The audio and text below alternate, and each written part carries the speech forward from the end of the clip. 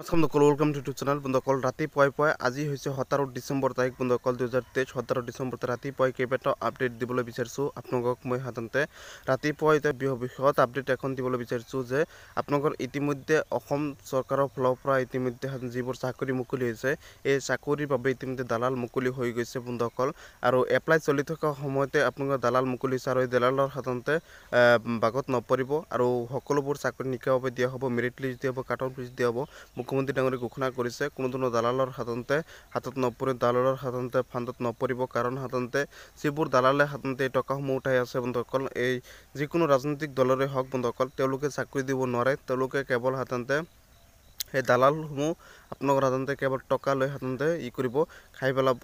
তেওঁলোকে সাধাৰণতে পিছতে ফোন ৰিচিভ বা ৰিজাল্ট দিব নোৱাৰিব বা চাকৰি দিব নোৱাৰিব, এনেকুৱা হয়। কিন্তু সেইবাবে কৈছোঁ, প্ৰথমখন ৰাতিপুৱাই আপডেট ভাল এটা আপডেট দিবলৈ বিচাৰিছোঁ যে আপোনালোকৰ কোনো যাতে সাধাৰণতে এই দালালৰ ভাগত নপৰে, আৰু দালালবোৰ সাধাৰণতে টকা লুটি আপোনালোকৰ তেওঁলোকে খাই পেলাব আৰু কোনো চাকৰি দিব নোৱাৰিব।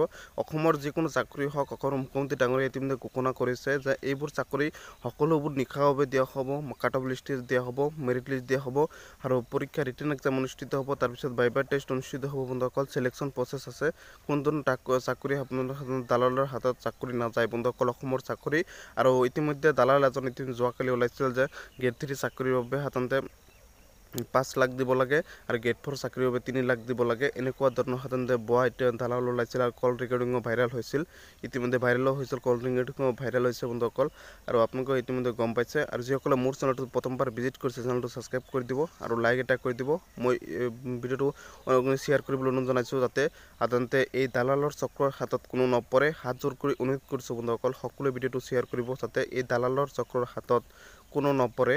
সেইবাবে মই ভিডিঅ'টো শ্বেয়াৰ কৰিবলৈ অনুৰোধ জনালোঁ বন্ধুসকল। ইতিমধ্যে দালাল এজনৰ সাধাৰণতে কল ৰেকৰ্ডিং ভাইৰেল হৈছে, আৰু মহিলা এজনী সাধাৰণতে কথা বাৰ্তাত ভাইৰেল হৈছে, লখিমপুৰৰ সাধাৰণতে সেই দালালজন। কিন্তু যিকোনো ৰাজনৈতিক দলৰে হওক বন্ধুসকল, যিকোনো দালালে হওক বন্ধুসকল, অসমৰ চাকৰি সাধাৰণতে নিকাভাৱে হ'ব। আৰু ইতিমধ্যে যোৱা যিখিনি হৈছে নিকাভাৱে হৈছে, কাৰণ মই নিজে সাধাৰণতে গম পাইছোঁ। কাৰণ নিকাভাৱে কিয় হৈছে যে ৰিটেন এক্সাম মই নিজে পাছ কৰিছিলোঁ, পাছ কৰাৰ পিছতে কোনো ধৰণৰ সাধাৰণতে দালালৰ ওচৰত যোৱা নাছিলোঁ। মই ডাইৰেক্ট সাধাৰণতে ভাইভা টেষ্ট দিছিলোঁ। ভাইভা টেষ্টত সাধাৰণতে গ্ৰেড 4ত সাধাৰণতে 15টা কুৱেশ্যন সোধাৰ পিছত সাধাৰণতে 11টা কুৱেশ্যন মই সাধাৰণতে ক'ব পাৰিছিলোঁ, 4টা ক'ব নোৱাৰিছিলোঁ। আৰু মোৰ নিজে বেয়া হৈছিল, মই গমেই পাইছিলোঁ যে সেই তেতিয়া ফাইনেল লিষ্টত নাম নাহিল। কোনো দালাল বা কোনো দালাল চক্ৰৰ হাতত মই সাধাৰণতে পৰা নাছিলোঁ, আৰু দালালক চাকৰিও দিব নোৱাৰে। আৰু অসমৰ চাকৰি যিবোৰ হৈছে সকলোবোৰ নিকাভাৱে হৈছে, মেৰিট হিচাপত হৈছে। কাৰণ যিসকলৰ চাকৰি হৈছে তেওঁলোকে সাধাৰণতে পঢ়া শুনা কৰা ল'ৰা ছোৱালী, এটাও পঢ়া শুনা নোহোৱাকৈ ল'ৰা ছোৱালী চাকৰি পোৱা নাই বন্ধুসকল। অসম পুলিচত যিসকলে কেৱল ৰানিং কৰি থাকে তেওঁলোকে চাকৰি কিন্তু এতিয়ালৈকে পোৱা নাই, তেওঁলোকে দালালৰ ওচৰত যোৱা নাই, আৰু গ'লেও সাধাৰণ চাকৰি কিন্তু পোৱা নাই। সেইবাবে কৈছোঁ, অসমৰ চাকৰি নিকাভাৱে হৈছে, কোনো দলালৰ হাতেদি অসমৰ চাকৰি হোৱা নাই, আৰু আগন্তুক দিনতো নহয়। আৰু মুখ্যমন্ত্ৰী ডাঙৰীয়াৰ ওপৰত বিশ্বাস আছে, অসমৰ ৰাইজৰ বিশ্বাস আছে, অসমৰ নিবনুৱা বিশ্বাস আছে, আৰু অসমৰ চাকৰি বহুত মুকলি হৈ আছে। আৰু কোনো দালালৰ ওচৰত সাধাৰণতে যাব নালাগে, আৰু দালালে চাকৰি দিব নোৱাৰে, কেতিয়াও সম্ভৱ নহয়। ভিডিঅ'টো শ্বেয়াৰ কৰিবলৈ অনুৰোধ জনালোঁ, চেনেলটো ছাবস্ক্ৰাইব কৰিবলৈ অনুৰোধ জনালোঁ।